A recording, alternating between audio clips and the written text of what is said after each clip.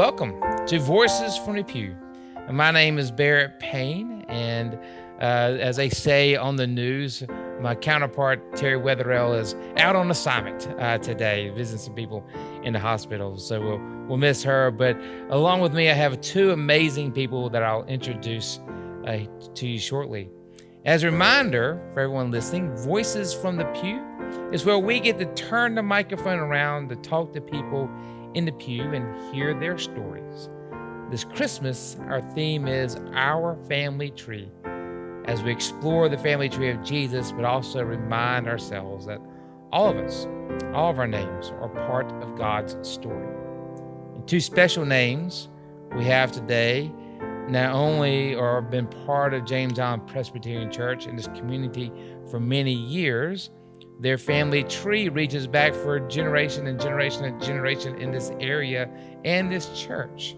And today we have the brother and sister, John Quinn and Marilyn Muckenfuss. Welcome. And now to both of you all. We'll start the question like I start every time is, what brought you, and yours is going to be a little bit different than many people's, but what brought you to James Island Presbyterian Church many, many years ago? Well, we both were baptized in this church, and we were just talking this morning about the fact that our great-grandfather Grandpapa Knight is what we called him. He worked on Lawton Plantation at the store there. Our grandfather was the pasteurization of the dairy there, but they all were members of James Island Presbyterian. And I only saw him in a white suit with a tie. He was one of those gentlemen, that you imagine sitting on the front porch with a mint julep. But he did not drink. And he had a grand mustache. And that was, yes. Yeah. And so our grandmother and grandfather were members of the church, and then mom and dad were members, and we were all baptized here at James Island Pres. Wonderful. All right. Well, and I'm going to go back. We'll get to Christmas and all that, but now I'm curious. Now, tell me where Lawton Farms was. Where on the island was that? So if you go to Lawton Bluff, which is where the YMCA is. No, that would be the City Recreation Center. The City Recreation. Right? Oh, excuse me. Yeah. I was going to say, we have a YMCA But that on the area island? is called Lawton Bluff. And the reason it's called Lawton Bluff, if you go down North Shore Drive, you realize how high it is compared to the water below it. Correct. Okay. And that's where the store for the plantation was on the bluff. And then my mother grew up in a house that overlooked the bluff too. Correct. And so that was Lawton Plantation. It was dairy farm and a truck farm. Correct. During the 40s, 30s and 40s. Correct. And then Granddaddy grew this corn all over, and they plowed in a huge circle, and Uncle SM and Uncle Spike and Uncle Carl were behind the mule, G and Haw, left and right. And he trucked it to the city of Charleston when the sweet corn came in. Okay. And he sold every year. Wow. And so that was something he did. But, and then the dairy milk was taken by boat by barge, yes, from North Shore Drive across to the Battery where they met the truck at West End Dairy. So it's West End Dairy that was actually not Coburg. It was West End Dairy milk that the Lawton Plantation sold there. And vegetables. Yeah. Yeah. Wow. And you would just, if you wanted crabs, you just walk down the creek at low tide with a net and just scoop them up. They were so numerous that Uncle SM, he would take a little stick and hit the back of the crab and find just the ones that were soft shell and collect them. So that many. That's now, right. obviously, y'all talk about the 30s and 40s. Y'all were not born in the 30s correct. and 40s. So, so tell me about when y'all were kids. Like, what was, and we'll get to Christmas. I promised everybody we'll get to Christmas. What was the island like when you guys, so we moved from all this corn and everything else and lots of farming on the island in the 30s and 40s, and crabs so numerous. So when you guys grew up, what years was that? So my parents bought our house, the 10 acres that originally were there on our property in 1955. Okay. And for $12,000. Oh my word! I think it was actually 6, but anyway, then my grandfather grew some strawberries and corn, and then at the time that he stopped doing that, somebody asked could they keep their horse at our stable, and that's when Mom and Dad realized they could board have a horses. Horse. They would board horses, and so at one point we had 20 horses. I thought it was 22. Oh my goodness. But yes, all over the island, across the street where Gold's Gym is, that was just a tomato field. Bayview Farms was a farm. Yes. Farm. So we rode horses In all Bayview. over this island. In I Bayview. wouldn't take a horse off at Dill's Bluff now for love nor money, but we did ride horses all over the island. So you would ride up and down Folly Road. You would.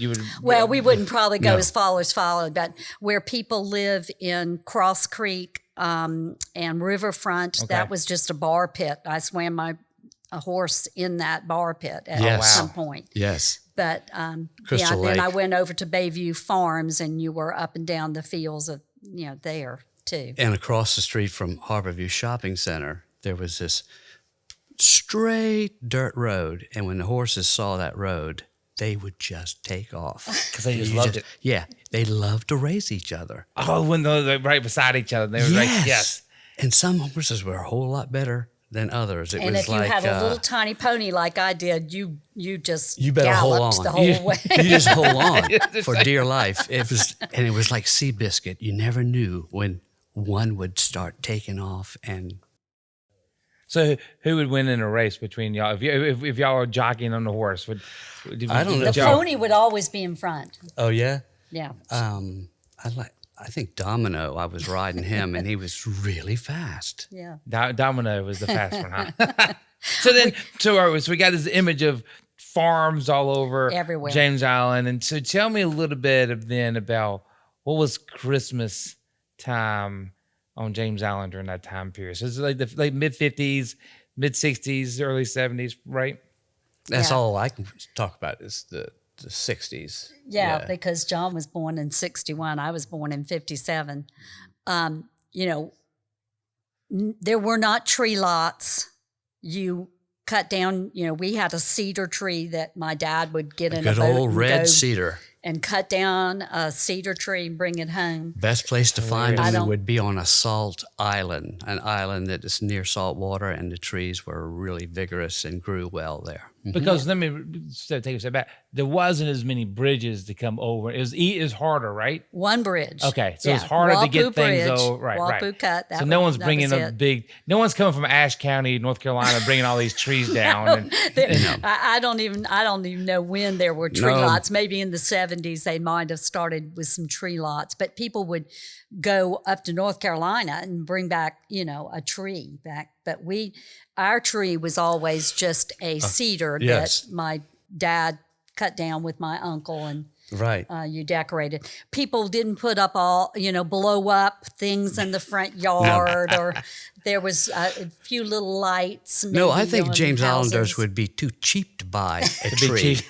No, they were if you had money back then, you didn't even show it to anybody. You didn't let anybody know. That was something to be ashamed of if you had a lot of money. Yeah, Scots, they're cheap. Right. Scots, conservative.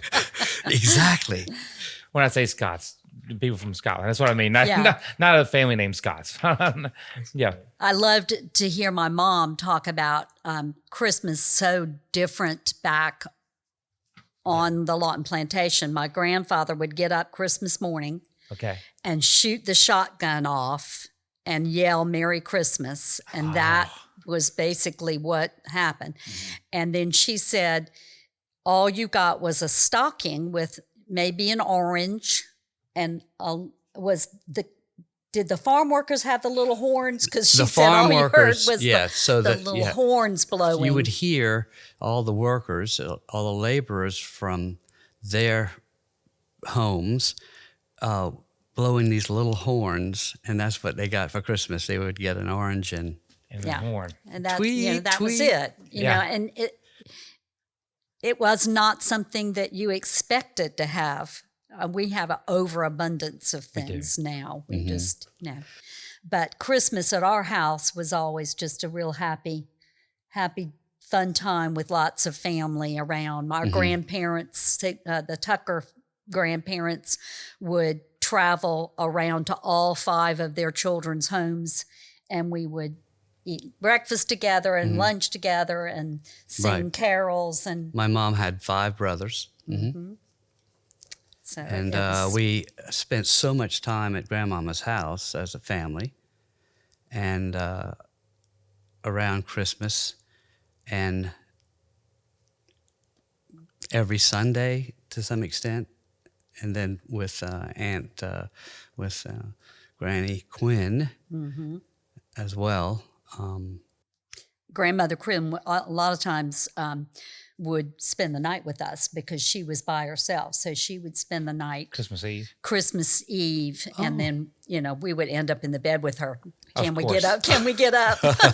He's making her. She's like, 5 more minutes. 5 more minutes. Wait, so did y'all ever? You made say no. We don't plan any of these conversations. We just have a conversation. Did y'all ever make it the trip to the downtown area? Was that a big deal or not a big deal? Like now it's a big deal now. But No, there was none of that downtown Charleston. There was the Christmas parade, which in downtown Charleston? We both probably marched in it as part of the high school band. Okay. But that was really it. That wasn't until the 80s that they started the boat parade and the lighting of the Christmas tree. Lighting, Colonial Lake, I think, is fairly old. So the Colonial Lake Christmas tree. Right. That the was lighting. So there wasn't any special stuff downtown as much. Right. And then even everything through was surrounding your church. The 70s, King Street and those areas, you just really didn't hang out after dark. It was that, it's kind of run down. Seedy. Kind of seedy, yeah. Marilyn, you mentioned that a lot of times it was around the church. So tell me what Christmas Eve was like at James Island. And the church probably looked a lot different. The church looked different. The church, So tell us a little bit about what... I brought, I have a picture of the church as I still have that picture in my mind when I think of our church. So the chancel was in the opposite direction. Correct. So you came in those side doors. That was how you got into the church. So the chancel, where the Northex is now, what we call, Right. where you walk in off of Fort Johnson, that was a chancel. That was okay. That's correct. And the choir came in from either side. The basses and tenors maybe came in, and I say the choir. There might have been 10 of us. Yes. And there was a little tiny choir, little tiny small place rooms where you could put on your robe and come in. But Christmas Eve still had candles, and we would light the candles. And we got the tradition of holding the candle up high. Way back then. Yes, and it makes all the difference in the world, to me. And last year, I was my first year here last year, and we did that last year, and it was special. So that is a way special back thing. then, people did that. That's correct. Okay. A number of years we actually filed out into the yard, which I love that front. because it allowed, but that's hard to get a whole church full of people out there. But when it was a smaller group, we would go and stand out here. And caught Sing one Silent girl's Night or something. one girl's hair caught on fire. Oh my word! Oh no. Well, people used to use a lot of hairspray. Oh yeah. I grew up in the '80s. I get that. I know they did. Yes. And then, as a teenager, I remember Blake Godbowl. He was working for Mr. Parks Michael on what is now the Dill property. That's where Parks worker Michael farmed that property. He got a big farm truck for many years, filled it with hay, and then we would get in the truck in the back, and that's how you would carol. You would go and you would sing neat. Christmas carols. My husband asked me, "Was it cold?" And I was like, "We were teenagers, but it Nobody didn't matter." Didn't matter. Drizzly rain. We would go around to different houses and all pile out. You never called anybody to tell them you were coming ahead Right. of time. You just piled out and knocked on the door and sang carols to people. And they weren't there. You just went to the next house. Yeah, Right. exactly. Yes. Or one little lady, Miss Callahan, she told us to go away because we scared her, but then she realized who you were. She was okay. She was like, "Oh, okay, we're here to carol." Who's this mob of teenagers coming up out of Yes, back of a exactly. trailer full of hay? But that was so special that Blake could do that and have that. We had that experience in that farm truck. I remember every Sunday we would read the Psalms from the back of the hymnal. Oh yeah. And when we read them back in the day, people read real slow. It was bizarre when you think about how people, it was just a different time. And we didn't celebrate Advent. That wasn't until Dr. Mike became our minister, which would Way have back been- when. Yeah. In the late 90s. So we started singing Christmas carols first beginning of December. Yeah, We it sing came those upon a Christmas- midnight clear, and that was the first Sunday in December. I mean, you're doing it right. I think we might have saved Joy to the World till after Christmas, but maybe not. Christmas Eve. Yeah. And we just ran through every single one. I think Russian. Yeah. I think as the 20th century ended, there's more and more like, wait a second. What does this Advent mean? Why are we lighting these candles? Right. Yeah. Which then takes us to now. Any special memories anything presently we're doing that you really love, that you look forward to? We talked about in Bible study this week how Elizabeth and Mary came together. Elizabeth was older, and in the Old Testament, a lot of older women not being able to conceive, but yet the miracle was they were conceived. Then Mary, this young person, comes in. God's doing a new thing with this young person in the New Testament. So we've reminisced on some of the old times. Anything new that we're doing that you really love? What makes you excited for Advent here at James Island Presbyterian Church, Christmas at James Island Presbyterian Church? The opportunities to outreach, the sharing. Oh, the angel tree and the seafair boxes. Yeah. It's been so fun seeing all the presents come in, getting to work here, right? In the library, get more and more presents. Yes, I say more about that. Just Blessing box, coming to an event here and then seeing people actually going in there.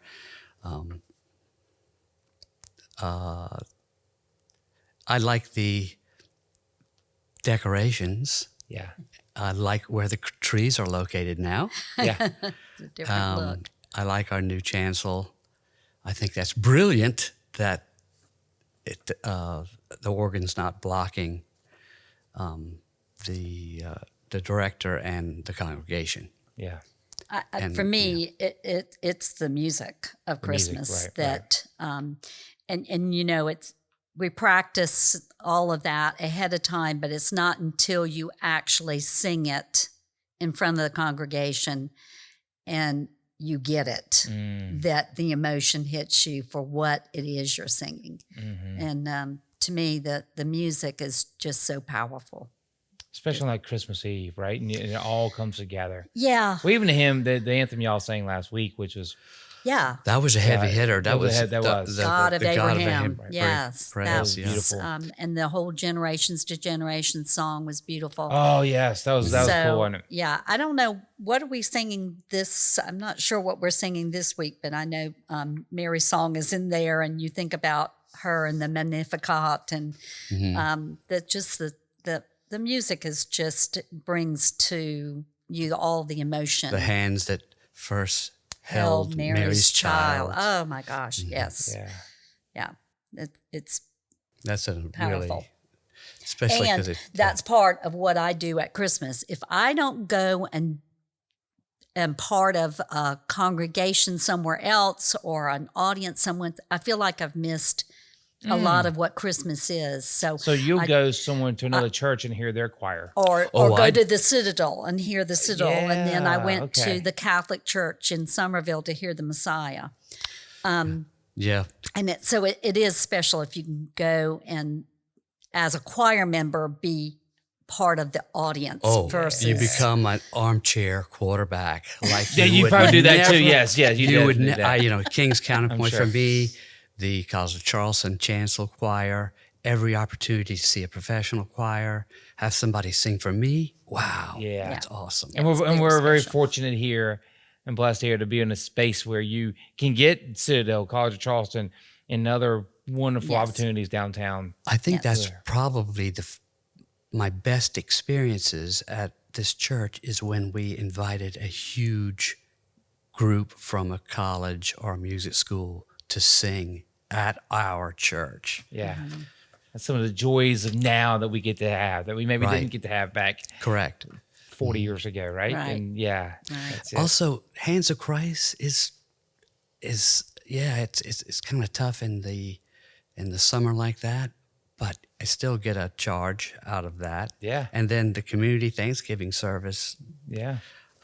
So it kicks off the Advent season in a way that community Thanksgiving service. Seeing other churches.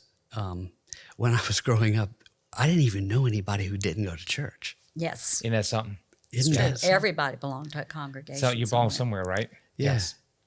Yeah, something, that has. And we lament, and that goes back to that, we lament some of that, but to see God's doing something new and people coming to church because they feel called versus going because they feel like obligated to join is pretty neat. And it's because some people went because mom made them go. The mom made go, or their boss was like, "Hey, you're new into town. What church are you going to join? Because you really need to be joining church because we need that client to make sure he knows that you're part of a church." Charles Royer said, "If I don't go to church, I feel like I robbed somebody."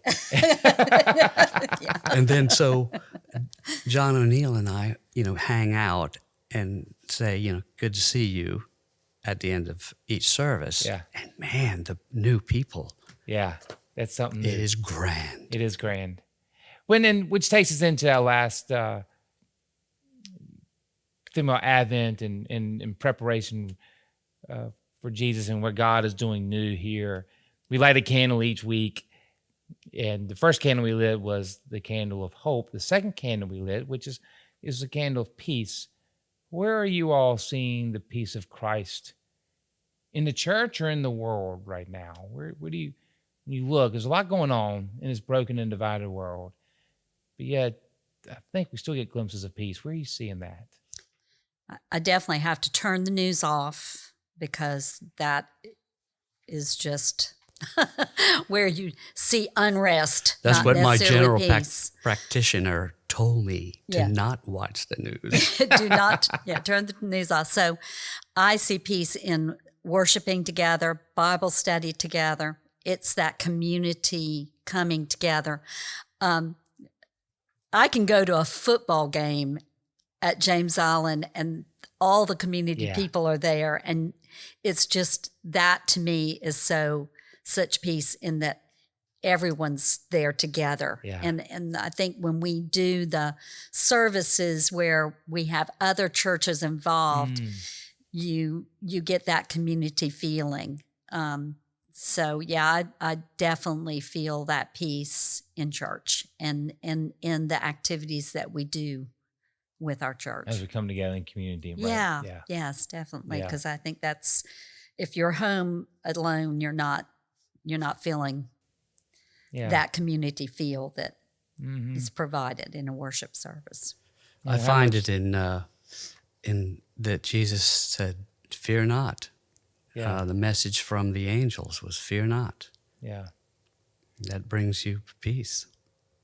Fear not. And he said it multiple times, the angels and Gabriel, and the angels went to the shepherds and yelled out, "Fear not." And then they all gathered in community at the manger, right? And then they all gathered in community. And that's what... Every time the angel appeared in the Bible, there was always fear not, because you can imagine. Fear not. God is doing something new and bringing peace to this world. Yes. And it gives me peace to be able to sit here and listen to you all talk about growing up in James Island and here, and I love this. And I could keep going on and on and on and listen to you all. It gives me so much peace. So this has been a thrill for me. I've had a smile. If you can't see, I've had a smile on my face this whole time. And I am excited. So thank you all so much for this opportunity. Thank you. For us to get to talk to you. That was Appreciate great. it. Thanks. Thank you.